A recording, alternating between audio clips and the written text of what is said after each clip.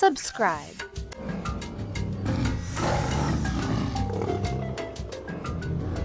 Hello everyone, and welcome to a new video where we dive once again into the fantastic world of dinosaurs. And we'll do it to get to know all these specimens we have inside the box. We have both herbivorous dinosaurs and large carnivores. Let's take them all out so we can learn their names and some of their characteristics. Also, we're seeing some smaller figures and others that are bigger, like these two here. How about we start with the first one? For example, this one here is a herbivorous dinosaur. It's called Parasaurolophus. And you already know that out of all the herbivores, Parasaurolophus is one of my favorites. Especially because it has some very interesting features. Especially because of this big horn it has on the back of its head, which could make sounds very similar to a trombone. Do you know what it used it for? To be able to communicate with the rest of the herd. For example, when a carnivore came to try to attack them, they would make sounds and warn the rest of the group. Also, it was a dinosaur that could walk both on its hind legs and on all four legs. These little figures are really cool because we can put them together and take them apart as many times as we want. So later we're going to make some dinosaur mutations. We'll swap the pieces to create a dinosaur with parts from both carnivores and herbivores. For now, we'll leave the first one here. And how about we take a look at this dinosaur that's super big? This is the great Styracosaurus. This dinosaur belonged to the same family as Triceratops. As you can see, it had a crown-shaped skull and a lot of horns or spikes that covered the sides of its crown. It also had a strong horn on the top of its nose, which it used defensively to protect itself from predators that tried to attack it.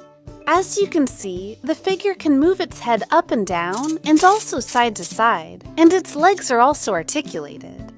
Just like other large herbivores, it also had a strong beak that it used to dig in the ground in search of food.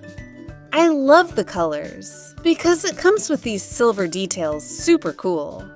Another one over here. Let's see which one is next. Let's see. Look, what a cool dinosaur. It's a Pyroraptor, a feathered dinosaur. That means its whole body was covered in feathers, but it wasn't a type of bird, so it couldn't fly.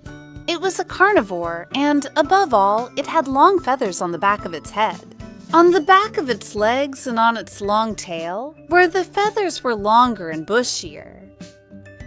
Also, as you can see, it had a strong jaw and some very sharp teeth. It was also a bipedal dinosaur that walked on its hind legs. And its body was quite slim and thin, which allowed it to run at great speed. Let's see which one is next. Let's see. We have a flying reptile. This time, it's a Pteranodon. The Pteranodon was characterized by this large horn it had on the back of its head. And also, it had a strong, rather long beak that was very thin at the tip, which it used to catch food. Another characteristic is that, just like pelicans, it had a pouch underneath to store food. Generally, it fed mostly on marine animals, so the Pteranodon was always flying over rivers, seas, and oceans in search of food. When it saw a fish, it would dive down and try to catch it with its hind legs, where it had strong claws. This little figure also comes with articulated wings in very striking colors. It had a wingspan of more than 2 meters, which means it was a giant of the skies. We'll leave it here so we can get to know another type of marine reptile. Look at how cool this is. We're seeing a really long neck. Just like on land we had, for example, the great Diplodocus, in the ocean there were also animals or marine reptiles with long necks, like the Elasmosaurus. As you can see, its neck was much longer than the rest of its body, and its jaw wasn't very big. Here we can see it. It had a pretty small head. However, its body was very robust, and it had 4 strong flippers. However, its body wasn't very big. But thanks to its flippers, it could swim at great speed. Let's leave it here. Let's see what's next. Let's see. And this time, we have a fictional dinosaur that was created in the movie Jurassic World. It's called Indominus Rex. It was created in a laboratory at Jurassic Park, as you know, using a combination of DNA from other dinosaurs. That made it much more ferocious and intelligent, as you know. It was characterized by the color of its skin, which was a light color, more whitish, almost grayish. It had a large jaw full of sharp teeth. Therefore, this dinosaur, Indominus Rex, did not exist in reality. It only exists in the movies. Let's continue with another one. And this is another large carnivore characterized by this big sail of spines. It's the Great Dimetrodon. Also, I really like the figure because of its colors. The sail of spines could reach about 2 meters in length. And here, in the little figure, it's made of a soft plastic that lets us bend it from one side to the other. Its jaw was full of teeth that, although they weren't very sharp, were very strong. So, it was impossible to escape from this powerful bite. He loved diving into the water, showing off his big crest, although he was also able to come up to the surface and look for food, such as large animals or small mammals. Do we still have any dinosaurs left inside the box? And how about we take a look at this other marine reptile? This is the Great Mosasaurus. As you can see, it had a pretty compact body with a huge head. Also, the figure comes with a clamp-shaped jaw, so it can catch our fingers or any other object. Its tail wasn't too long, but it had 4 large flippers. The front ones were slightly bigger than the back ones, and it moved them very quickly to swim really fast. It fed on large prey, mainly very big marine animals, but it was also able to hunt land animals or even flying reptiles, like in the case of the Pteranodon. Do you remember that I told you that the Pteranodon mainly fed on fish?